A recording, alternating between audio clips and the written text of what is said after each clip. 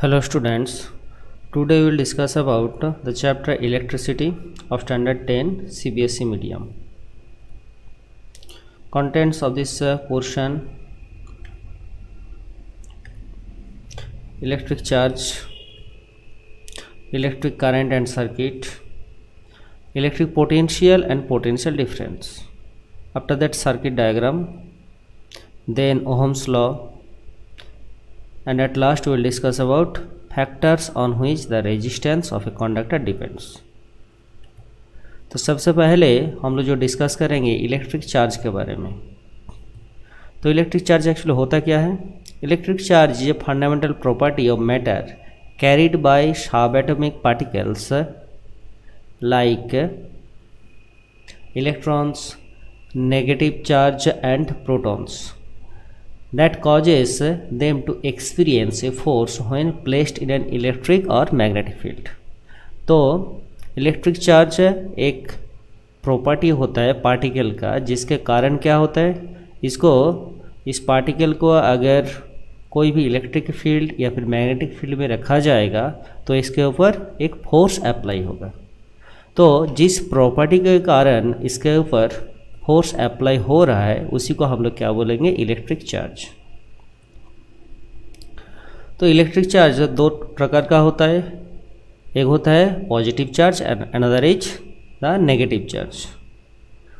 तो अभी इसके प्रॉपर्टीज़ के बारे में अगर डिस्कस करेंगे तो क्या होता है? पहले quantization, then we will discuss about the conservation, then additive property, then attraction and repulsion property. Quantization means the charge is in quantized form.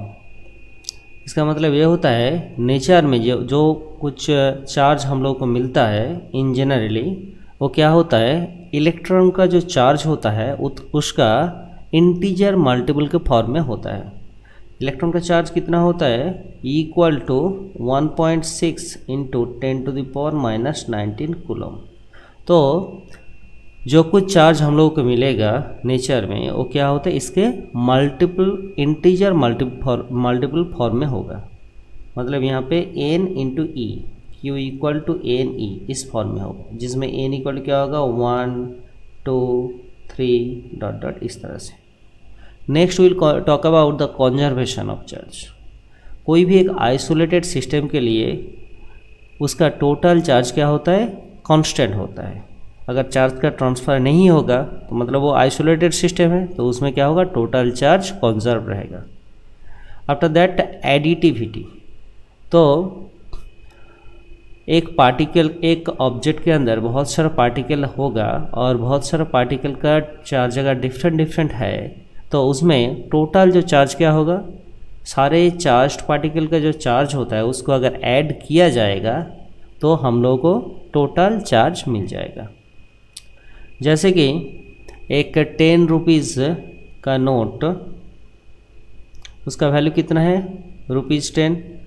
तो इस तरह से 5 10 रुपीज़ का नोट होगा तो हमें टोटल अमाउंट कितना मिलेगा? 50 ₹50 मिलेगा। तो सिमिलरली यहाँ पे अगर एक इलेक्ट्रॉन है उसके लिए चार्ज कितना होगा? 1.6 × 10⁻⁻19 कूलम। अगर n नंबर ऑफ इलेक्ट्रॉन होगा तो उसके लिए टोटल चार्ज क्या हो जाएगा? उसके लिए total charge Q equal to n into e हो जाएगा। ठीक है। उसके बाद अगर हम लोग डिस्कस करेंगे एट्रैक्शन एंड रिपल्सन, तो हम लोग जो प्रीवियस क्लास में ऑलरेडी पढ़े थे, तो चार्ज क्या होता है? दो टाइप का होता है, पॉजिटिव एंड नेगेटिव चार्ज। तो similar type of charge repel each other, positive इसके बीच में क्या होगा? रिपल्सन होगा। और यहाँ पे नेगेटिव है, यहाँ पे भी नेगेटिव है, तो सिमिलर टाइप ऑफ चार्ज इसके बीच में क्या होगा? रिपल्सन होगा। लेकिन अगर ऑपोजिट टाइप ऑफ चार्ज, एक प्लस है दूसरा माइनस है, तो उसके बीच में क्या होगा? एट्रैक्शन होगा। सिमिलरली यहाँ पे अगर पहले माइनस रहेगा उसके बाद प्लस, तो सेम इफेक्ट देखने को मिलता है, मतलब यहाँ पे भी क्या होगा? एट्रैक्शन होगा। Now if will talk about the unit of electric charge. Electric charge का जो यूनिट होता है एसआई यूनिट क्या होता है इसका, कूलम्ब। चार्ज का एसआई यूनिट होता है कूलम्ब, इसको हम लोग कैपिटल सी से डिनोट करते हैं। तो चार्ज का जो सीजीएस यूनिट भी होता है, what is the CGS unit of charge. तो सीजीएस यूनिट के आगे हम लोग क्या लगा देंगे, स्टैट, तो आ जाएगा स्टैट कूलम्ब। तो CGS unit of charge is stat coulomb. Next if we talk about the type of quantity, charge किस तरह का क्वांटिटी है, स्केलर क्वांटिटी है या फिर वेक्टर क्वांटिटी है। ये क्या होता है, scalar quantity. Next we will discuss about the electric circuit. तो इलेक्ट्रिक सर्किट एक्चुअली होता है क्या है, यहाँ पे एक सर्किट डायग्राम बना हुआ है, मतलब एक क्लोज्ड पाथ होगा जिसमें यहाँ पे जो सर्किट बना हुआ है इसमें एक सेल है, एक बाल्ब है, यहाँ पे एमीटर है और यहाँ पे की है। तो यहाँ पे सर्किट क्लोज्ड है, मतलब एक पाथ जो है क्लोज्ड पाथ है, इसके कारण इसके थ्रू क्या हो रहा है, करंट फ्लो हो रहा है। तो इलेक्ट्रिक सर्किट हम लोग क्या बोलेंगे, एक closed and continuous path through which electric current flows is known as electric circuit. तो एक क्लोज्ड एंड कंटिन्यूअस पाथ जिसके थ्रू इलेक्ट्रिक करंट फ्लो होता है उसको हम लोग क्या बोलेंगे, इलेक्ट्रिक सर्किट। तो इलेक्ट्रिक करंट एक्चुअली क्या होता है, इलेक्ट्रिक करंट के बारे में यहाँ पे हमने बताया। तो इलेक्ट्रिक करंट वर्ड हमने यूज किया, तो यहाँ पे एक्चुअली इलेक्ट्रिक करंट होता क्या है। तो पहले हम लोग समझ लेंगे करंट, करंट का मीनिंग क्या होता है। करंट मतलब फ्लो, कोई भी चीज़ का फ्लो, जैसे वाटर करंट होता है, एयर करंट होता है। तो यहाँ पे हम लोग का इलेक्ट्रिक करंट के बारे में बात करेंगे। तो इलेक्ट्रिक करंट जो होता है किसके कारण होता है, फ्लो ऑफ चार्ज के कारण में होता है। चार्ज का मूवमेंट अगर होगा तो इसमें हम लोगों को क्या मिलेगा, इलेक्ट्रिक करंट मिलेगा। It is defined as the rate of flow of electric charge through any cross section of a conductor. कोई भी एक कंडक्टर है, उसका जो क्रॉस सेक्शन, मतलब ये जो पोर्शन होता है उसका क्रॉस सेक्शन, इसके थ्रू जो इलेक्ट्रॉन फ्लो हो रहा है, तो यूनिट टाइम में जितना चार्ज फ्लो हो रहा है उसको हम लोग क्या बोलेंगे, electric current. That is we can say Q/T equal to I। Charge flowing per unit time is known as current. If a net charge Q flows through any cross section of the conductor in time t, then the current I through the cross section is I equal to Q/T. What will be its unit? SI unit of electric current is from that formula, that is I equal to Q/T। हम लोग क्या बोल पाएंगे, current का unit क्या हो जाएगा, charge का ऐसा यूनिट था कूलम्ब और टाइम का ऐसा यूनिट क्या है, सेकेंड। तो हम लोग क्या बोल पाएंगे, कूलम्ब पर सेकेंड। ये जो कूलम्ब पर सेकेंड इसको क्या कहा जाता है, एम्पेयर। हम लोग लिख पाएंगे AMP और इसको सिंपल A से भी हम लोग डिनोट करेंगे। तो ये होता है इसका ऐसा यूनिट, इलेक्ट्रिक करंट का ऐसा यूनिट। अगर हम लोग बात करेंगे इलेक्ट्रिक करंट का CGS यूनिट के बारे में, इसका CGS यूनिट क्या हो जाएगा, सिमिलरली जैसे चार्ज के लिए हम लोग क्या लगाए थे, स्टैट वर्ड लगाए थे, यहाँ पे भी क्या लगाएंगे, स्टैट, स्टैट एम्पियर। तो CGS यूनिट ऑफ चार्ज क्या हो जाएगा, स्टैट कूलम्ब, और हम लोग उसको ESU चार्ज भी बोल सकते हैं। सिमिलरली यहाँ पे करंट के लिए CGS यूनिट क्या हो जाएगा, स्टैट एम्पियर, और क्या बोलेंगे, ESU एम्पियर। नेक्स्ट अगर देखेंगे जो SI unit of electrical current जो है एम्पियर, एक साइंटिस्ट के नेम के ऊपर इसको नेम दिया गया। The name of the scientist is André Marie ampere.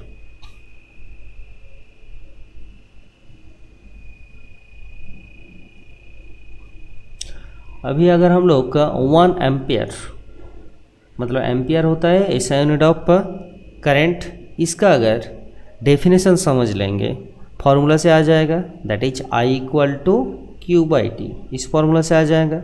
मतलब यूनिट टाइम में अगर 1 कूलम्ब 1 सेकेंड में अगर 1 कूलम्ब चार्ज फ्लो हो रहा है तो इसमें जो करंट होगा वो क्या होगा हम लोग का 1 एम्पियर करंट होगा। तो हम लोग बोलेंगे when 1 coulomb of charge flows through any cross section of a conductor in 1 second then the electric current flowing through it is said to be 1 ampere.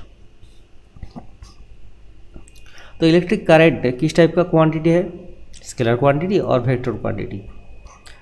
Eight our level, at this standard level हम लोग क्या बोलेंगे, electric current जो होता है scalar quantity, लेकिन actually एक tensor quantity होता है।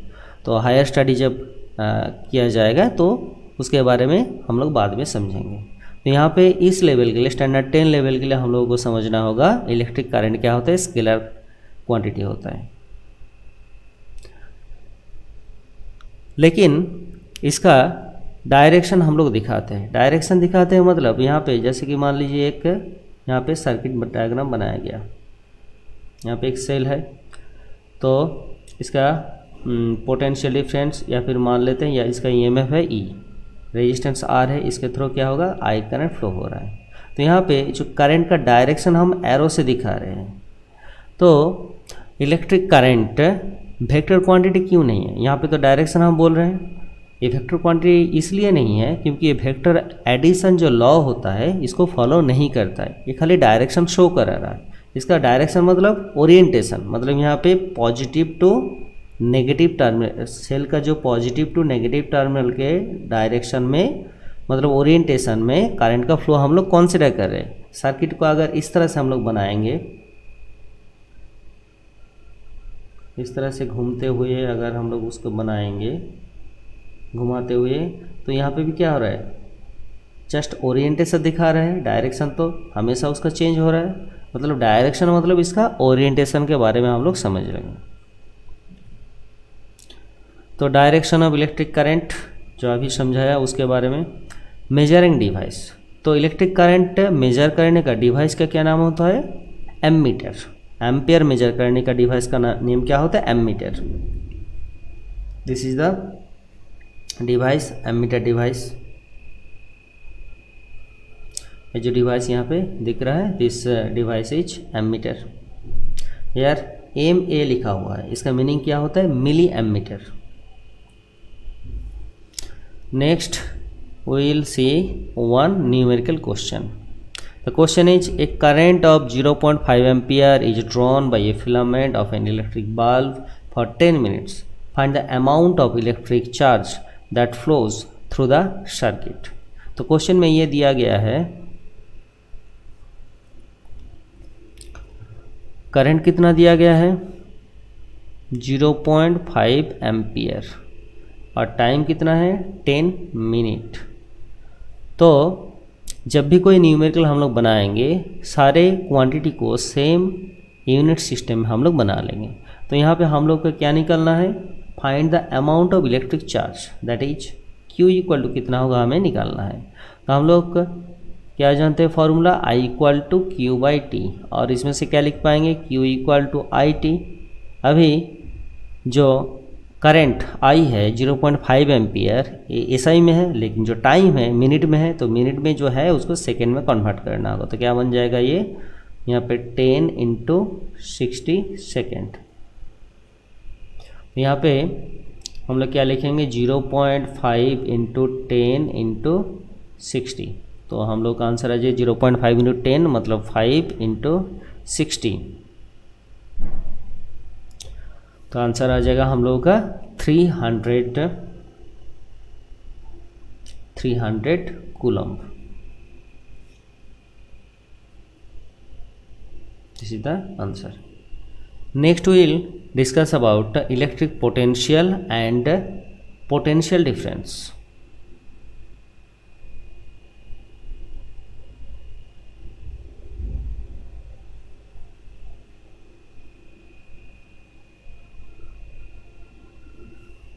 Electric potential and potential difference के बारे में समझ लेंगे। तो पहले कुछ डायग्राम देखेंगे हम लोग। Free fall of a body, potential का कॉन्सेप्ट के बारे में समझ लेंगे। तो free fall of a body, तो कोई भी ऑब्जेक्ट को अगर कोई भी एक सर्टेन हाइट से छोड़ा जाएगा तो क्या होगा, वो अर्थ के सेंटर की तरफ आता है। तो इसी को कहा जाता है free fall of a body. When any object is falling under the action of gravity alone, this is known as the free fall of a body. Higher potential gravitational potential से ये क्या हो रहा है, लोअर ग्रेविटेशनल पोटेंशियल से आ रहा है। मतलब जो एक सर्टेन हाइट में यहाँ पे क्या होता है, इसका ग्रेविटेशनल पोटेंशियल ज़्यादा होता है, और जो उसका हाइट धीरे धीरे डिक्रीज हो रहा है तो क्या होगा, उसका जो ग्रेविटेशनल पोटेंशियल क्या होता है, डिक्रीज होता है। यहाँ पे हीट फ्लो के लिए अगर हम लोग देखेंगे, यहाँ पे भी सेम चीज़ होता है। अगर टेम्परेचर का डिफरेंस होगा तभी क्या होगा, हीट का फ्लो होता है। अगर सेम टेम्परेचर रहेगा तो हीट का फ्लो नहीं होता है। जैसे कि यहाँ पे जो एक ऑब्जेक्ट है इसका टेम्परेचर कितना है, 40 डिग्री सेल्सियस, दूसरा जो ऑब्जेक्ट है 30 डिग्री सेल्सियस, दोनों एक दूसरे के साथ लगा हुआ है। तो यहाँ पे क्या होगा, हीट का एक्सचेंज होगा, हीट का ट्रांसफ़र होगा। कहाँ से होगा, जिसका टेम्परेचर हाई है उस ऑब्जेक्ट से क्या होगा, जिसका टेम्परेचर लो है उस ऑब्जेक्ट में क्या होगा, हीट का ट्रांसफ़र होगा। तो direction of flow of heat, मतलब यहाँ पे हाई टेम्परेचर से लो टेम्परेचर की तरफ जा रहा है। यहाँ पे जो free fall of the body के सिचुएशन में यहाँ पे हायर ग्रेविटेशनल पोटेंशियल से लोअर ग्रेविटेशनल पोटेंशियल की तरफ आ रहा है। नेक्स्ट अगर हम लोग देखेंगे फ्लो ऑफ वाटर, इसमें भी क्या हो रहा है, यहाँ पे दो कंटेनर है, यहाँ पे कंटेनर ए कंटेनर बी, इसका लेवल हायर है और इसका लेवल थोड़ा सा लोअर है। कितना अमाउंट ऑफ वाटर है ये हम लोग नहीं देखेंगे, खाली देखेंगे इसका हाइट देखेंगे। इसका जिसका हाइट ज़्यादा होगा उसके लिए बॉटम पॉइंट में क्या होता है, प्रेशर ज़्यादा होता है, क्योंकि हम लोग क्या फॉर्मूला जानते हैं, P = ρ/g/h, जिसमें क्या होता है, rho density of the liquid होता है, g होता है acceleration due to gravity and h होता है डेप्थ। तो ये जो अपर सरफेस से बॉटम पॉइंट का डेप्थ अगर ज़्यादा होगा तो क्या होगा, प्रेशर ज़्यादा होगा। तो यहाँ पे क्या होता है, फ्लूइड का प्रॉपर्टी होता है जो हाई प्रेशर से लो प्रेशर की तरफ जाता है। यहाँ पे एक जो टैप लगा हुआ है उसको अगर ओपन करेंगे तो क्या होगा, जिसका हाइट ज़्यादा है उससे ए कंटेनर से बी कंटेनर की तरफ यहाँ पे क्या होगा, वाटर का फ्लो हम लोग को देखने को मिलेगा। तो यहाँ पे भी क्या हो रहा है, जो हायर लेवल से लोअर लेवल की तरफ जा रहा है। मतलब तीनों डायग्राम में अगर हम लोग देखेंगे हमेशा क्या होता है, हायर से लोअर की तरफ फ्लो होता है। तो ये जो फ्लो हो रहा है this is also one kind of current. तो यहाँ पे इस चीज़ को अगर हम लोग देखेंगे इलेक्ट्रिसिटी के केस में यहाँ पे भी क्या होगा, अगर पोटेंशियल का डिफरेंस होगा तो उस सिचुएशन में क्या होगा, चार्ज का फ्लो हम लोग को देखने को मिलता है। तो इलेक्ट्रिक पोटेंशियल एक्चुअली हम लोग क्या समझ लेंगे, potential is the electrical state of a conductor which determines the direction of flow of charge when two conductors are either kept in contact or joined by a metallic wire। तो potential क्या होता है, potential is the electrical state of a conductor, electrical state होता है of a conductor which determines the direction of flow of charge. एक direction दर्शाता है, मतलब एक हाई पोटेंशियल से लो पोटेंशियल की तरफ क्या होता है, चार्ज का फ्लो होता है। तो हम लोग बोलेंगे potential is the electrical state of a conductor which determines the direction of flow of charge when two conductors are either kept in contact और joined by a metallic wire. तो यहाँ पे अगर हम लोग देखेंगे जो direction of flow of current, मतलब यहाँ पे चार्ज का फ्लो जो हो रहा है उसको देखेंगे, उसके साथ साथ देखेंगे जो direction of flow of current. यहाँ पे एक चीज़ हम लोग को याद रखना होगा, तो जो चार्ज का करंट का डायरेक्शन हम लोग क्या कंसीडर करेंगे, हायर पोटेंशियल से लोअर पोटेंशियल की तरफ। यहाँ पे क्या होता है, हायर पोटेंशियल बी पोर्शन से ए पोर्शन की तरफ क्या हो रहा है, इलेक्ट्रिक करंट का डायरेक्शन हो रहा है। लेकिन यहाँ पे क्या होता है, जो इलेक्ट्रॉन का फ्लो जो होता है, मूवमेंट होता है, it is in the opposite direction of electric current. तो जो इलेक्ट्रिक करंट का डायरेक्शन हम लोग कंसिडर करते हैं ये होता है it is in the opposite direction of the flow of electrons. The potential at a point is defined as the amount of work done in bringing a unit positive charge from the infinity to that point। तो potential क्या होता है, इसको qualitatively हम लोगों ने समझ लिया, अभी इसको क्वांटिटेटिवली हम लोग समझेंगे। मतलब इलेक्ट्रिक पोटेंशियल कोई भी पॉइंट में हम लोग कैसे डिफाइन कर पाएंगे। The potential at a point is defined as the amount of work done in bringing a unit positive charge from infinity to that point। मान लीजिए एक इन्फिनिटी डिस्टेंस है, पॉइंट है, यहाँ से इस पॉइंट P में कोई भी एक चार्ज को, यूनिट पॉजिटिव चार्ज को अगर लाया जाएगा तो इस सिचुएशन में जितना वर्क डन होगा उसको हम लोग क्या बोलेंगे, जो पॉइंट P में उसका पोटेंशियल हो जाएगा। तो क्या बोलेंगे, The potential at a point is defined as the amount of work done in bringing a unit positive charge from infinity to that point। तो इन्फिनिटी से उस पॉइंट में लाने के लिए जितना वर्क डन होगा फॉर यूनिट पॉजिटिव चार्ज के लिए उसको हम लोग क्या बोलेंगे, इलेक्ट्रिक पोटेंशियल। तो एक चार्ज बॉडी है, यहाँ पे इस पॉइंट P में हम लोग का अगर पोटेंशियल डिफाइन करना है तो हम लोग क्या कंसीडर करेंगे, एक टेस्ट चार्ज को इन्फिनिटी से यहाँ पे लेके आएंगे पॉइंट P में। तो इसके लिए जो टोटल वर्क डन होगा हम लोग को क्या, यूनिट चार्ज के लिए, यूनिट पॉजिटिव चार्ज के लिए जो वर्क डन होगा वो होगा इलेक्ट्रिक पोटेंशियल। तो Q चार्ज को अगर लाएंगे तो इसके लिए टोटल वर्क डन क्या हो जाएगा, W = Q × V। तो हम लोग यहाँ पे एक फार्मूला बोल सकते हैं, total work done W = Q × V। मतलब इन्फिनिटी से अगर Q चार्ज को कोई भी एक पॉइंट में लाया जाएगा तो इस सिचुएशन में टोटल वर्क डन क्या हो जाएगा, W = Q × V। Electric potential,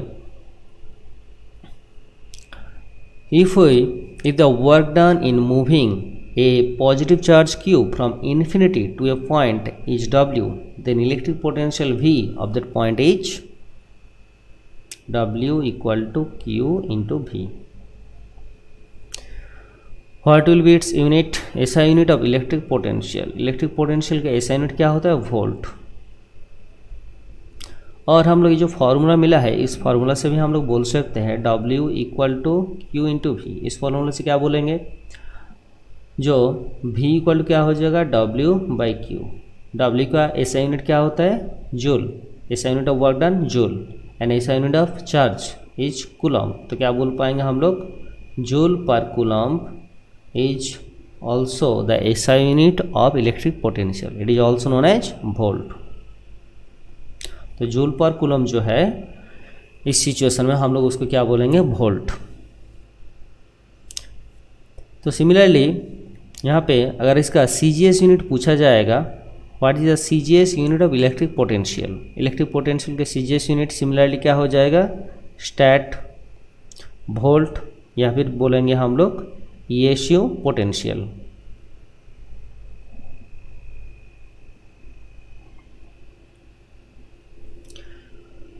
तो SI unit of potential is 1 volt.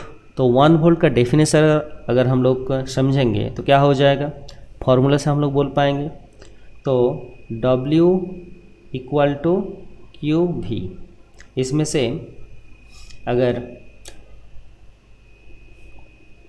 Charge का वैल्यू अगर 1 कूलम्ब हो जाएगा तो सिचुएशन में जो वर्क डन होगा वही होगा 1 वोल्ट के बराबर होगा। अगर वर्क डन 1 जूल हुआ तो पोटेंशियल भी क्या हो जाएगा, 1 वोल्ट हो जाएगा। तो हम लोग क्या बोलेंगे, the potential at a point is said to be 1 volt when 1 joule of work is done in bringing 1 coulomb charge from infinity to that point. Infinity से कोई एक पर्टिकुलर पॉइंट में 1 कूलम्ब चार्ज को लाने के लिए अगर 1 जूल वर्क डन किया जाएगा, उस सिचुएशन में जो पोटेंशियल हम लोग को मिलेगा उसको क्या बोला जाएगा, 1 volt.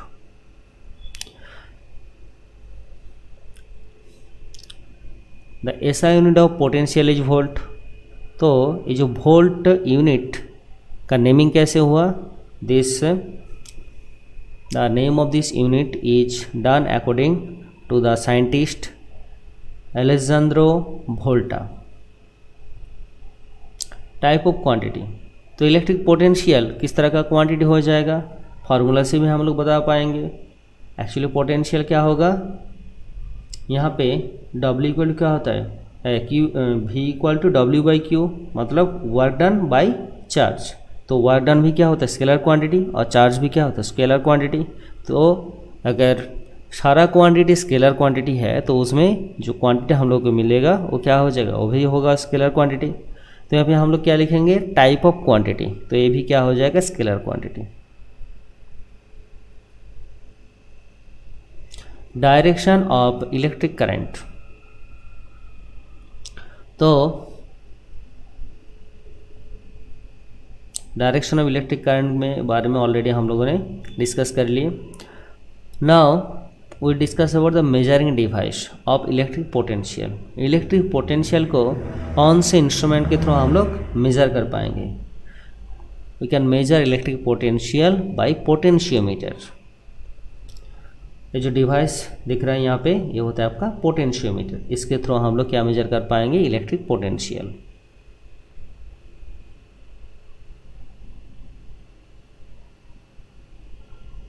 Potentiometer, electric potential difference.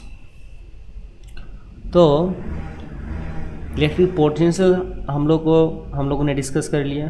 तो पोटेंशियल डिफरेंस क्या हो जाएगा, कोई भी क्वांटिटी जैसे कि मास अगर हम लोग जानते हैं तो मास का डिफरेंस क्या हो जाएगा, जस्ट उसको सब्ट्रैक्ट करना है। तो यहाँ पे इलेक्ट्रिक पोटेंशियल डिफरेंस क्या हो जाएगा, तो कोई भी दो पॉइंट मान लेते हैं, यहाँ पे एक पॉइंट ए है, यहाँ पे पॉइंट बी है। तो पॉइंट ए का पोटेंशियल अगर वी ए है, पॉइंट बी का पोटेंशियल अगर वी बी है, और इसमें अगर करंट का फ्लो भी ए से भी बी की तरफ हो रहा है, मतलब हाई पोटेंशियल से लो पोटेंशियल की तरफ क्या हो रहा है, करंट का फ्लो हो रहा है। तो यहाँ पे हम लोग क्या बोलेंगे, जो पोटेंशियल डिफरेंस V इक्वल क्या हो जाएगा, V A minus V B. तो actually potential difference is nothing but the difference between the electric potential of the two points. तो क्या बोलेंगे, the electric potential difference between two points is defined as the work done in moving a unit positive charge from one point to other point. तो यहाँ पे work done के through भी हम लोग बोल पाएंगे। तो unit work done in moving unit positive charge, एक यूनिट पॉजिटिव चार्ज को वन पॉइंट से, एक पॉइंट से अगर दूसरे पॉइंट में लेके जाएंगे, यूनिट पॉजिटिव चार्ज को एक पॉइंट से दूसरे पॉइंट में अगर लेके जाएंगे, इसमें जो वर्क डन होगा तो उसको हम लोग क्या बोलेंगे, इलेक्ट्रिक पोटेंशियल डिफरेंस। तो पोटेंशियल डिफरेंस, तो पोटेंशियल डिफरेंस भी between the two points is work done by charge, that is we can already said that is we have already said that is W equal to Q into V। W क्या होता है, charge into potential difference होता है। तो यहाँ पे क्या बोल पाएंगे हम लोग, V equal to W by Q भी बोल पाएंगे। अगर इसके यूनिट के बारे में बात करेंगे तो मास का यूनिट होता है किलोग्राम। अगर कोई भी दो पर्सन है, दोनों के मास का डिफरेंस, या फिर एक पर्सन का अगर मास इंक्रीज हो गया तो उसमें जो मास का डिफरेंस होगा उसका भी यूनिट क्या होगा, सेम होगा। तो कोई भी फिजिकल क्वांटिटी का अगर डिफरेंस कहा गया तो उसका यूनिट कभी चेंज नहीं होता है, सेम यूनिट होता है। तो यहाँ पे भी सेम चीज़, इलेक्ट्रिक पोटेंशियल डिफरेंस का यूनिट भी क्या हो जाएगा, वोल्ट। इसका यूनिट क्या हो जाएगा, वोल्ट।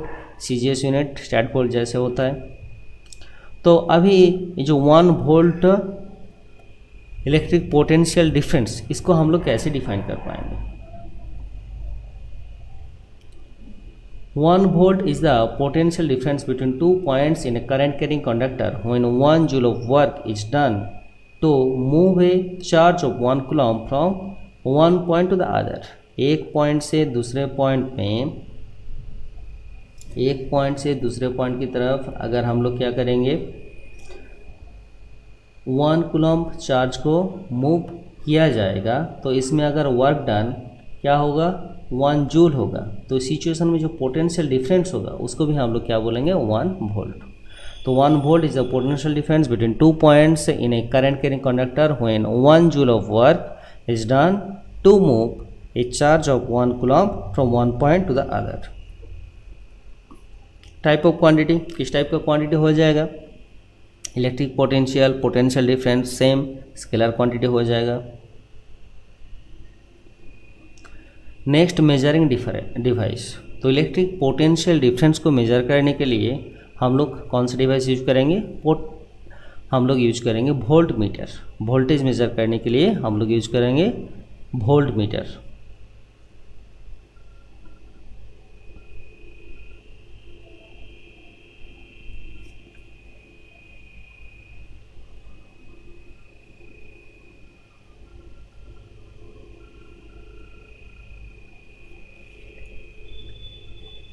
तो ये होता है वोल्ट मीटर जो इंस्ट्रूमेंट।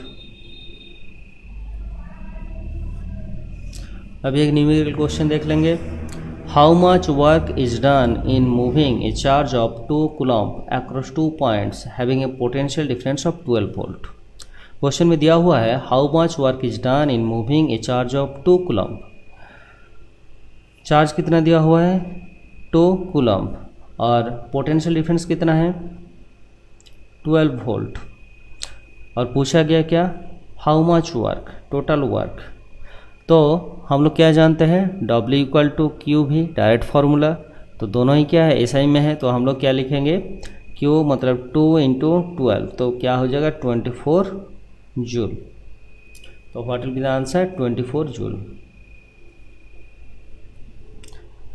तो अभी हम लोग सर्किट डायग्राम के बारे में समझ लेंगे। कुछ कॉमनली यूज्ड कंपोनेंट का जो सर्किट डायग्राम मतलब उसका जो सिंबल होगा उसके बारे में हम लोग समझ लेंगे। Symbols of some commonly used components in circuit diagrams. And electric cell, electric cell अगर कहा जाएगा तो इस तरह से हम लोग का हो जाएगा, ये होता है पॉजिटिव, ये होता है नेगेटिव। अगर यहाँ पे कहा गया बैटरी तो क्या हो जाएगा, battery is the combination of cells. यहाँ पे कॉम्बिनेशन ऑफ सेल बना देंगे।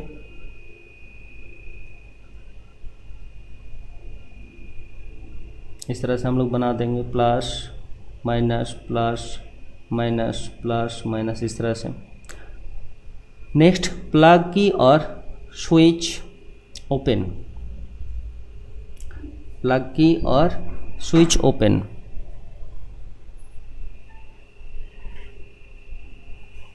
ये हो गया प्लग की और स्विच ओपन, प्लग की और switch closed. Here this is the symbol of plug key और switch closed। A wire joint, कोई भी एक वायर है उसका जॉइंट अगर दिखाएंगे तो इसको इस तरह से हम लोग दिखाएंगे, यहाँ पे एक डॉट जरूर देना होगा। तो ये क्या होता है, एक वायर जॉइंट होता है। वायर्स क्रॉसिंग विदाउट जॉइनिंग, अगर दोनों वायर क्रॉस हो रहा है लेकिन कोई दोनों के बीच में कनेक्शन नहीं है, मतलब इंसुलेटिंग वायर है, तो यहाँ पे क्या होगा, या फिर दोनों एक दूसरे को टच नहीं कर रहा है, तो यहाँ पे हम लोग उसको इस तरह से दिखाएंगे।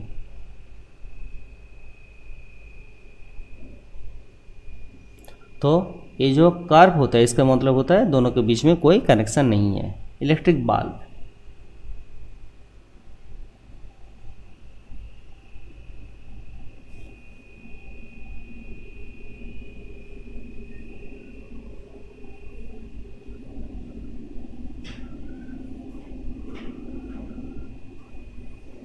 इस जगह हो जाएगा हम लोग का इलेक्ट्रिक बल्ब का सिंबल, इस तरह से हम लोग बना पाएंगे।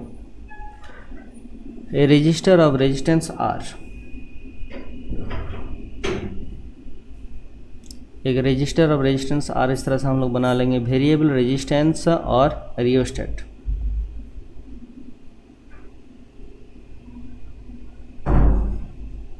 वेरिएबल रेजिस्टेंस होगा या फिर रियोस्टेट होगा, वेरिएबल रेजिस्टेंस को ही रियोस्टेट कहा जाता है। इसको हम लोग इस तरह से दिखाएंगे या फिर हम लोग उसको इस तरह से भी दिखा सकते हैं। नेक्स्ट आता है आपका एमीटर। एमीटर में कुछ नहीं करना है, एमीटर मतलब एम्पियर मेजर किया जाता है। तो यहाँ पे ए लिखना है, उसको सर्कल करना है और यहाँ पे इस तरह से लिखना होता है। यहाँ पे प्लस हो जाएगा, यहाँ पे माइनस। तो एमीटर का दोनों टर्मिनल होगा, एक पॉजिटिव एक नेगेटिव। सिमिलरली वोल्टमीटर के लिए भी हो जाएगा।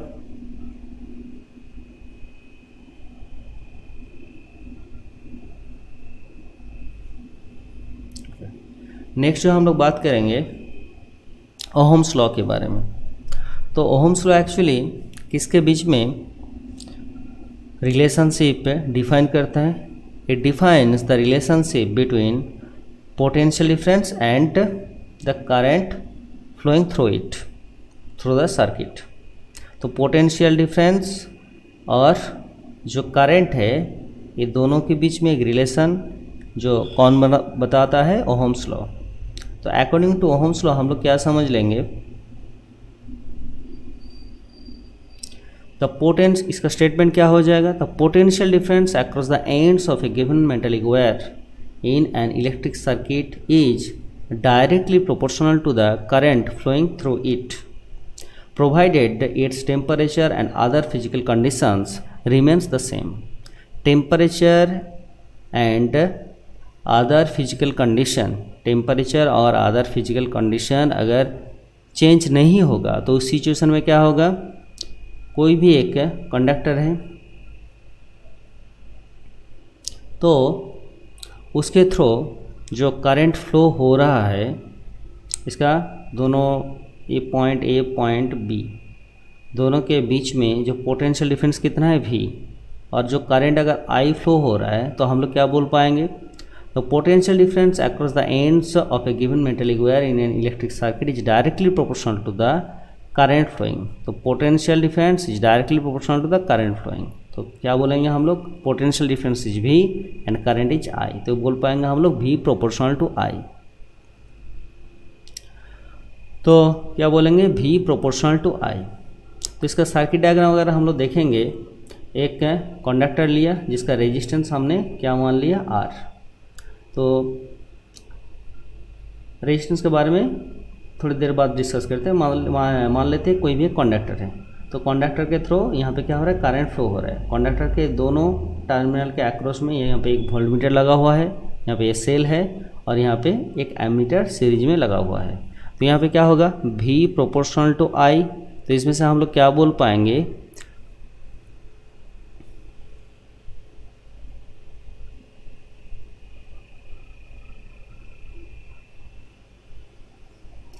V प्रोपोर्शनल टू I है।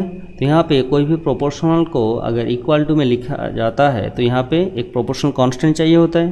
तो यहाँ पे जो प्रोपोर्शनल कांस्टेंट हम लोग R कंसिडर करेंगे। तो यहाँ पे बन गया V इक्वल टू RI और इसको हम लोग बोलेंगे V equal to IR। Same thing होता है। तो यहाँ पे ये जो होता है V इक्वल टू IR हम लोग को मिल गया ओहम्स लॉ का मैथमेटिकल फॉर्म। यहाँ पे R क्या होता है? ये जो प्रोपोर्शनल कांस्टेंट R होता है इसको कहा जाता है रेजिस्टेंस ऑफ द वायर का जो रेजिस्टेंस होता है हम लोग उसको बोलेंगे R। तो एक्चुअली रेजिस्टेंस होता क्या है?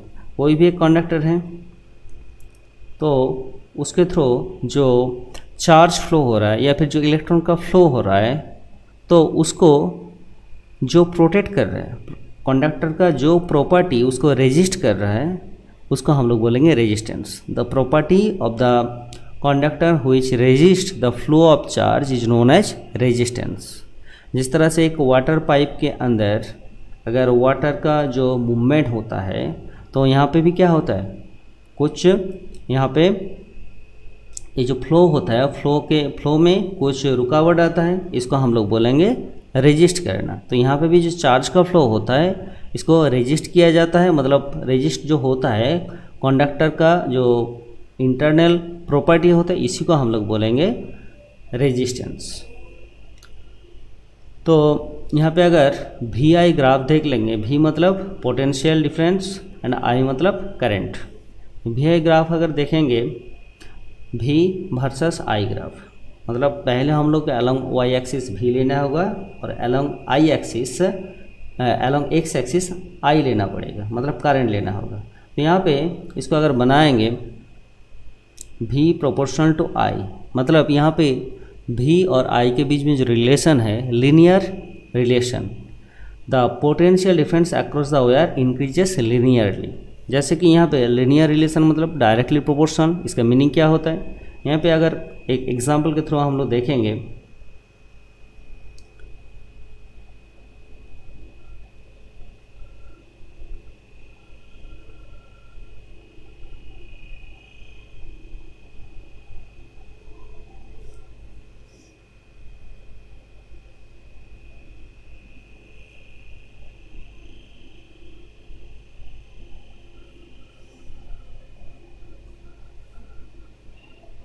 एक ग्राफ प्लॉट कर लेते हैं, यहाँ पे वी आई, तो यहाँ पे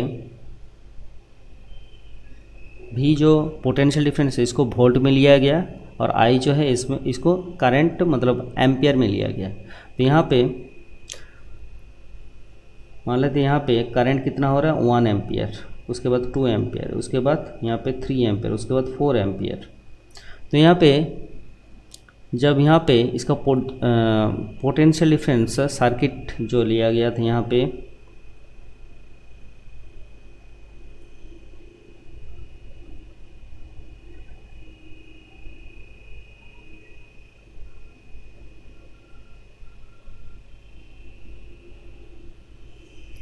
तो यहाँ पे जो सर्किट लिया गया था यहाँ पे मान लेते हैं जब पोटेंशियल कितना है 5 वोल्ट है, पोटेंशियल डिफरेंस कितना है 5 वोल्ट है, तब यहाँ पे करंट कितना दिखा रहा है 1 एम्पियर। जब यहाँ पे मतलब यहाँ पे जो पॉइंट अगर देखेंगे, जब यहाँ पे वी आई का एक ग्राफ, यहाँ पे अगर ग्राफ में रीडिंग देखेंगे, जब यहाँ पे वोल्ट पोटेंशियल कितना है 5 वोल्ट है तो करंट कितना है 1 एम्पियर है। जब यहाँ पे पोटेंशियल डिफरेंस 10 वोल्ट होगा तो करंट कितना मिलेगा 2 एम्पियर। सिमिलरली यहाँ पे अगर 15 वोल्ट होगा तो यहाँ पे क्या मिलेगा 3 एम्पियर। उसके बाद यहाँ पे 20 है तो यहाँ पे क्या मिल जाएगा 4। मतलब हर एक सिचुएशन में अगर हम लोग देखेंगे रेजिस्टेंस निकालेंगे V equal to I R होता है, तो इसमें से R इक्वल क्या हो जाएगा V बाई आई हो जाएगा। तो मतलब यहाँ पे V बाई आई किया जाएगा तो रेजिस्टेंस कितना आएगा 5, यहाँ पे भी रेजिस्टेंस कितना आएगा 5, यहाँ पे भी रेजिस्टेंस कितना आएगा 5, यहाँ पे भी रेजिस्टेंस 5 आएगा। मतलब यहाँ पे अगर ग्राफ इस तरह से बनाएंगे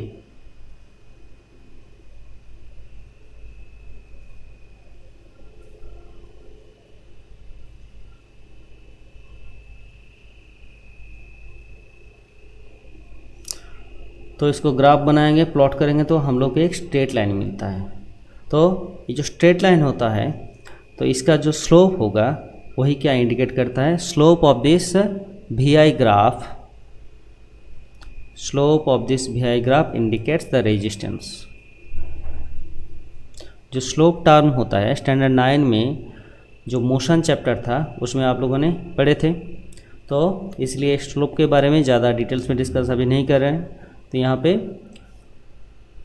हम लोगों को जो वेरिएशन देखने को मिला linear variation, that is V proportional to I।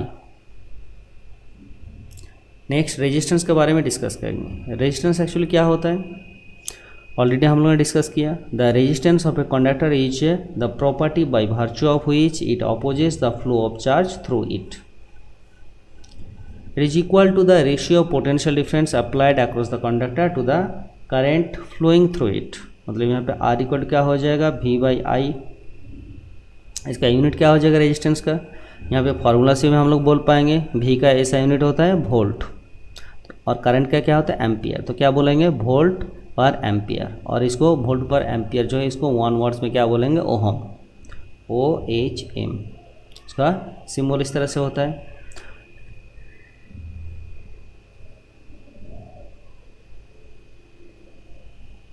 अगर अभी जो 1 ओहम रेजिस्टेंस होता है इसका अगर डेफिनेशन अगर हम लोग समझ लेंगे तो डेफिनेशन क्या हो जाएगा, ये भी फार्मूला से हम लोग बता पाएंगे R equal to V by I. मतलब यहाँ पे पोटेंशियल डिफरेंस अगर 1 वोल्ट है और अगर यहाँ पे करंट 1 एम्पियर है, तो उस सिचुएशन में कंडक्टर का जो रेजिस्टेंस हो जाएगा वो क्या होएगा, this will be the 1 ohm. तो क्या बोलेंगे, the resistance of a conductor is said to be 1 ohm if a current of 1 ampere flows through it on applying a potential difference of 1 volt through its end. तो एक conductor का resistance 1 ohm तब हम लोग कहेंगे जब conductor के दोनों टर्मिनल के अक्रॉस में पोटेंशियल डिफरेंस 1 वोल्ट है और उसके थ्रू 1 एम्पियर करंट फ्लो हो रहा है, तब उसका जो रेजिस्टेंस होगा उसको हम लोग क्या बोलेंगे, 1 ओहम। तो any material that has some resistance is called resistor. Resistance क्या होता है, प्रॉपर्टी, और रेजिस्टर क्या होता है, जो कंपोनेंट होता है उसका नेम। इसका सिंबल इस तरह से हो जाता है, लेकिन अक्सर हम लोग जो कंपोनेंट होता है उसी को हम लोग रेजिस्टेंस भी कहते हैं। इसका डिफरेंट टाइप्स ऑफ रेजिस्टेंस का रजिस्टर का डायग्राम यहाँ पे दिया गया है। फिक्स्ड रजिस्टर इस तरह से, thick film type, LDR type, thin film type, potentiometer बहुत सारा है, रियोस्टेट फिजिक्स लैब में देखने को मिलता है ये सारा। नेक्स्ट आता है कंडक्टेंस। तो व्हाट इज कंडक्टेंस, रेजिस्टेंस होता है the property which opposites the flow of charge, और इसमें क्या हो जाएगा, उसका उल्टा हो जाएगा। The conductance of a conductor is the ease with which electric charges flow through it, मतलब is the ease with which the electric charges flow through it. Conductor के थ्रू जितना आसानी से चार्ज फ्लो हो जाएगा उसी को उसका कंडक्टेंस क्या होगा, ज़्यादा होगा, मतलब कितना आसानी से इलेक्ट्रॉन फ्लो हो पाता है, उस जो प्रॉपर्टी होता है उसी को हम लोग बोलेंगे conductance. The conductance is denoted by G and it is the reciprocal of resistance, that is G equal to 1/r। Unit, what will be its unit? From the formula we can say that is SI unit of resistance is ohm, OHM, ohm symbol is this. So what will be the SI unit of conductance? Conductance का SI unit क्या हो जाएगा, ohm to the power -1, और इसको mho भी कहा जाता है और सीमेंस भी कहा जाता है।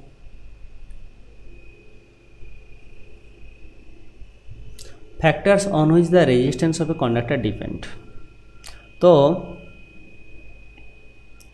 एक कंडक्टर है, तो कंडक्टर मतलब यहाँ पे हम लोग कंडक्टिंग वायर के बारे में समझेंगे। तो कंडक्टिंग वायर मतलब एक सिलेंड्रिकल फॉर्म में है, तो यहाँ पे कौन कौन से फैक्टर के ऊपर डिपेंड करते हैं। एक कंडक्टिंग वायर यहाँ पे है, तो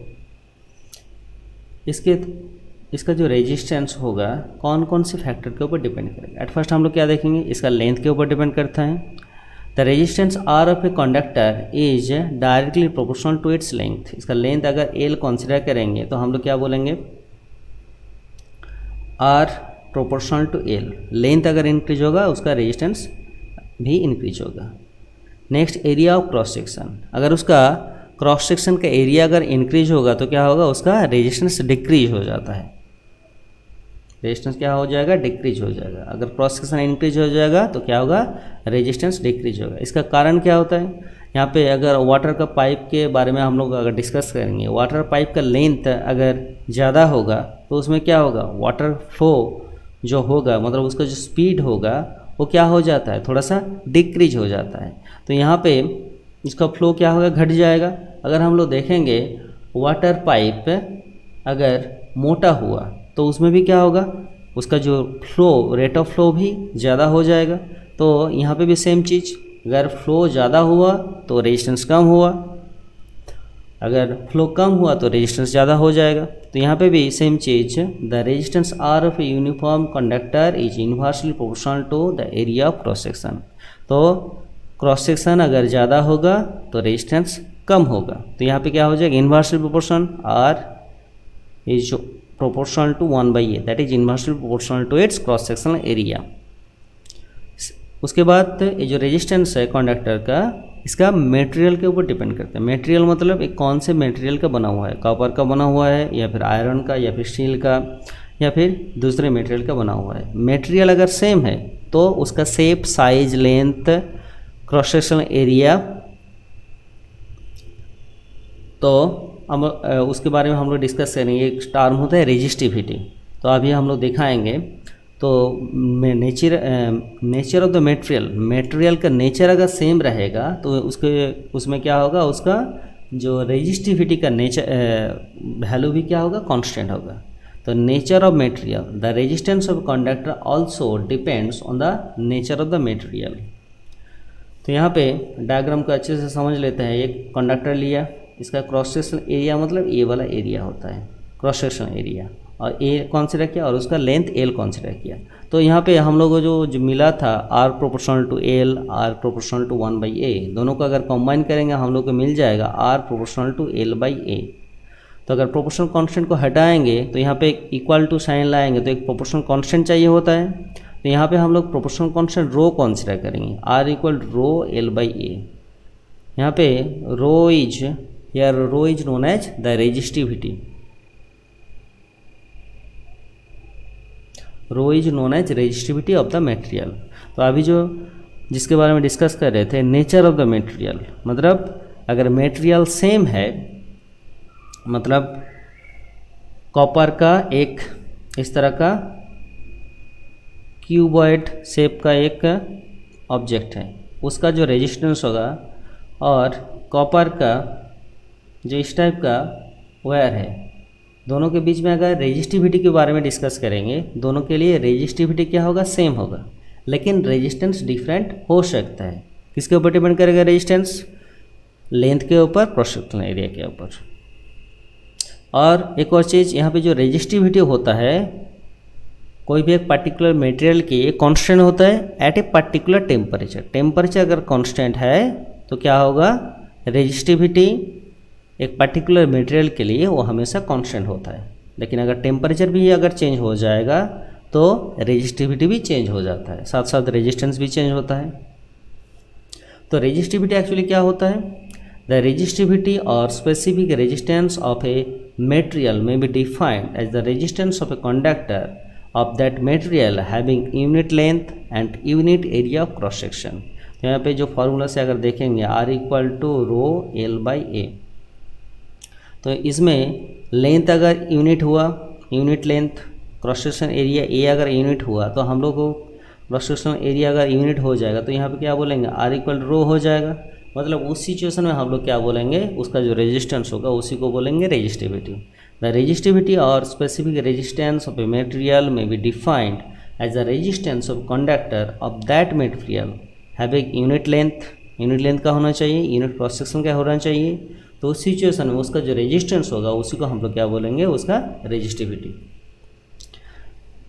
उसको हम लोग को दूसरे तरीके से भी उसको डिफाइन कर सकते हैं। मान लेते हैं एक क्यूबॉइड है, एक क्यूब है, तो एक यूनिट क्यूब कंसीडर कर लीजिए। यूनिट क्यूब का मतलब क्या हो जाएगा, उसका हर एक साइड का जो लेंथ क्या होगा, 1 होगा, और उसका हर एक सरफेस का जो एरिया होगा वो भी क्या हो जाएगा, 1 हो जाएगा। तो उस सिचुएशन में सेम फॉर्मूला हो जाएगा, are equal to rho l/a। तो उसमें R1 इसमें क्या हो जाएगा, L भी 1 और A भी 1, तो उसमें क्या हो जाएगा, R इक्वल टू रो हो जाएगा। तो हम लोग क्या बोलेंगे, सिंपल वर्ड्स में क्या बोल सकते हैं, it is the resistance offered by the unit cube. Unit cube के लिए जो रेजिस्टेंस होगा उसको हम लोग क्या बोलेंगे, उसका रेजिस्टिविटी। यूनिट क्या हो जाएगा, what will be its unit? तो R equal to rho l/a, इसमें से अगर हम लोग रो इक्वल टू लिखेंगे तो हो जाएगा RA/L। तो R जो होता है रेजिस्टेंस, इसका ऐसा यूनिट क्या होता है, ओहम, एरिया मतलब मीटर स्क्वायर, लेंथ मतलब मीटर, तो क्या हो जाएगा, यहाँ पे लिखेगा ohm metre to the power -1। तो ये हो जाएगा उसका यूनिट, ऐसा यूनिट। तो ऐसा यूनिट ऑफ रेजिस्टिविटी हो जाएगा, ऐसा यूनिट ऑफ रेजिस्टिविटी हो जाएगा ohm metre. Ohm metre is the SI unit of resistivity.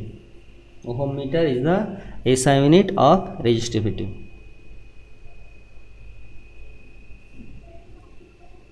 Conductivity क्या हो जाएगा, जैसे कंडक्टेंस क्या हुआ था, रेजिस्टेंस का रेसिप्रोकल हुआ था, यहाँ पे कंडक्टिविटी भी क्या हो जाएगा, रेजिस्टिविटी का रेसिप्रोकल हो जाएगा। तो इसको हम लोग का रो से डिफाइन करते हैं, रो से हम लोग रेजिस्टिविटी को डिफाइन करते हैं। तो कंडक्टिविटी को हम लोग सिग्मा से डिफाइन करते हैं। तो यहाँ पे हो जाएगा 1/ρ। इसका यूनिट क्या हो जाएगा, जो रेजिस्टिविटी का यूनिट था उसका रेसिप्रोकल हो जाएगा। रेजिस्टिविटी का क्या था, ओहम मीटर। तो इसके लिए बन